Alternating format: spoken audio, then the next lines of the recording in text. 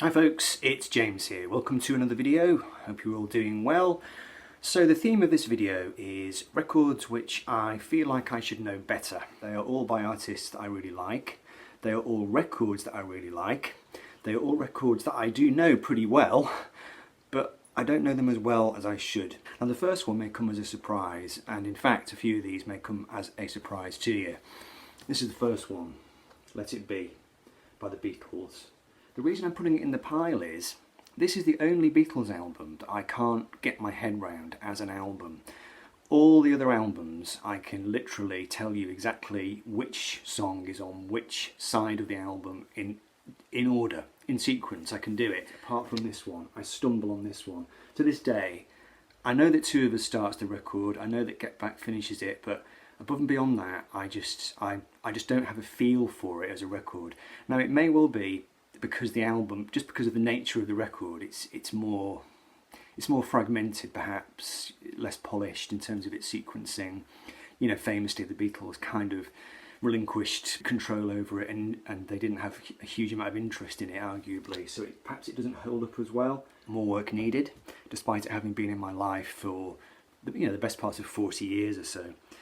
Crazy, really. Right, this next one, this is a classic example of where there's a band or an artist that makes one really great album, or maybe two really great albums. You get really, really into them, and then there's a third album which you end up not getting to know nearly as well because it's not really as good as the first two albums, but it's still really good, and that is the band and stage Fright.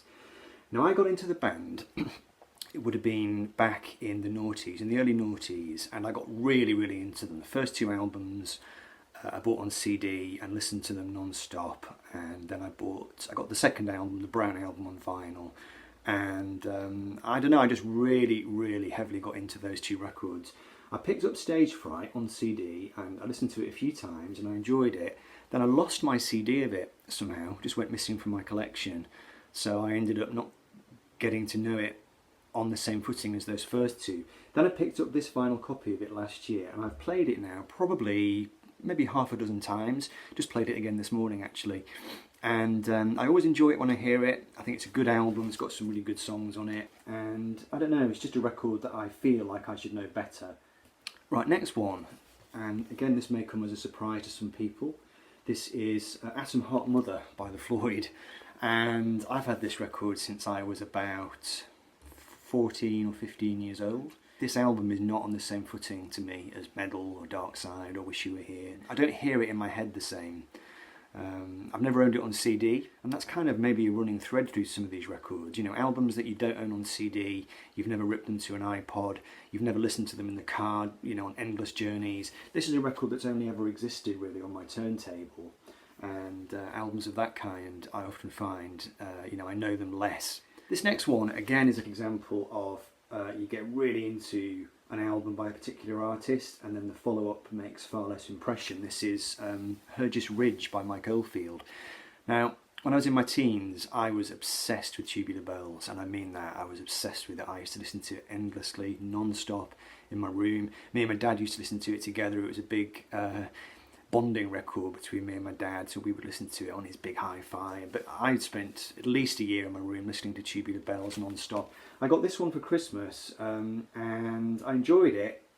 It clearly wasn't as impressive as Tubular Bells though, so it never seemed to get on my turntable all that much. And then I lost my vinyl copy of it.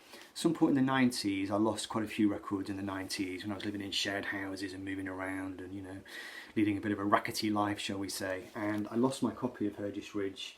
I replaced it a couple of years ago. I found this copy in a charity shop, and I feel like I need to know it better, really. Right, next one. There is a band which, again, I got really obsessed with. This is probably going back about 10 years now. And what happened is, I knew there was a finite catalogue, and I was enjoying them so much that I was listening to them one at a time and getting into each one in turn and listening to it non-stop, for months on end, and then moving on to the next one. And I had a copy of this particular record, which is the last one in the classic run. I got it on vinyl and I didn't listen to it, and I saved it back. I kept it back for ages, and it was a bit of an anticlimax. And for that reason, I haven't gone back to this one nearly as much as I feel like I should have done. This is Gaucho by Steely Dan, which came out in 1980. I last listened to it at the home of a friend of mine, went round to his house on a Friday night and we had a few drinks and listened to it, and it just sounded incredible. And we both just sat there, you know, thinking, wow, this is amazing music. But compared to Asia or compared to, you know, Pretzel Logic, the Katie Lied, just for some reason this one has not gelled as much as an album. Next one, Presence by Led Zeppelin. I know this one nothing like as well as I know, you know, the first whatever it is, you know, 6 or 7 albums or whatever. The first album, Led Zepp 2, 3, 4, Houses of the Holy. You know, I just know those records back to front. I've just grown up with them. I've had them on CD. I've just listened to them non-stop. This one less so. Don't listen to this one all that often. I always enjoy it when I hear it, but it's probably one of their more opaque records, really. It's very guitar driven, it's quite stripped back, it's quite bleak. I know it's Jimmy Page's favourite, but yeah, it's just a Led Zeppelin record that I'm aware has got a pretty solid reputation. Yes, it's not known as their greatest work or anything, but I do feel like I should know it better than I do. This next one may take you by surprise, but Sticky Fingers by the Stones. I got into the Stones in my early 20s and got really heavily into, first of all, Beggar's Banquet and Let It Bleed. I got those on CD and just listened to them non-stop for about a year, you know. Then I got Exile on Main Street and I didn't like it at first, but I got really into it over time. This one I bought round about the same time, and I don't know, it never gelled with me as much. I think what it was is that I didn't particularly like, there's a big long jam on it, isn't there, on Can't You Hear Me Knocking, which is a great song, but it goes off into this long kind of extended jam, and I just remember thinking at the time, this is not really what the Stones do best, and it's not really what I want from the Stones. So I sort of filed this album away, and I go back to it occasionally, but it's never been one that I feel like I know as well as I should do, given its undoubted status as one of the Stones' greatest ever albums. I mean, it's often, you know, people choose it as the best, and it's clearly a classic and one that I should know better. And this next one, again, quite similar. Neil Young, After the Gold Rush, often chosen by people as the greatest ever Neil Young album, and I've got no argument with that at all. It's a beautiful record, and I bought this vinyl copy of it a long time ago, and but I never owned it on CD until maybe last year, when I finally got so sick of not knowing this record well enough that I picked it up on CD, and that started to improve now. I've had it on the iPod. Honestly, I don't know why. Back in the 90s, I got into Neil Young, and the albums that I got to know really well were, you know, Zuma, Everyone Knows This Is Nowhere, On the Beach was, you know, a real big one. Harvest I'd known originally from my university days. You know, I know that one back to front. Whenever I listen to it, I just really enjoy it, but for some reason it just hasn't stuck in my brain or in my heart as much as some of the other ones. So yeah, again this autumn I'm going to try and put that right and finally get my head round After the Gold Rush. And the last one is an album by an artist that I've always really, really liked, and I've had this record in my collection for so many years, and I do really like it. I always enjoy it when I hear it, but it is such a head freak of a record, and it's not one that I can listen to very often. You know, you listen to it once and you just think, my head is completely mashed, you know. I don't need to hear that again for another X number of months, so therefore it doesn't get on my turntable very often. And this is A Wizard, a True Star by Todd Rundgren.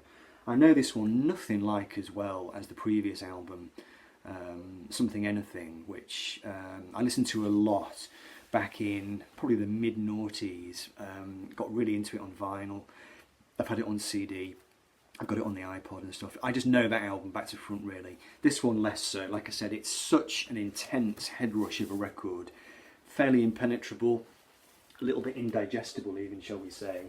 And I keep promising myself that one day I will spend some serious time with this record and listen to it non-stop for 2 weeks and finally internalise it. And yeah, I think that's what I'm talking about, really. You know, we all know those records that we know them inside out. We know the track listings, we know the lyrics, we know how every little cadence of music goes. We can play through them in our heads, you know. We don't even need to hear them in order to hear them, if that makes sense. So, yeah, I'd be curious to see if anybody else has got this experience. Are there records in your collection, favourite artists, great records that you just think you should know better and that you'd like to spend some time with? I'd love to hear about that. Alright folks, hope you enjoyed the video. I will see you very soon. Take care. Bye bye.